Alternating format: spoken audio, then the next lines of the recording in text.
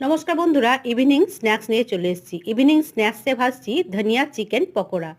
ধনে পাতা পেস্ট করে চিকেনের মধ্যে মেখে নিয়েছিলাম, তাতে আদা বাটা, রসুন বাটা, শুকনো লঙ্কা গুঁড়ো ম্যারিনেশন করে 10 মিনিট রেস্টে রেখেছিলাম। তারপরে ওই ম্যারিনেশন করা চিকেনে 2 চামচ বেসন, 2 চামচ ময়দা দিয়ে গোলমরিচ গুঁড়ো আর স্বাদ অনুযায়ী লবণ দিয়ে ব্যাটারটা ভালো করে চিকেনের সঙ্গে মাখিয়ে নিয়েছিলাম। তারপরে কড়াইয়ে সাদা তেল গরম করে একে একে পকোড়াগুলো ভেজে নিলাম।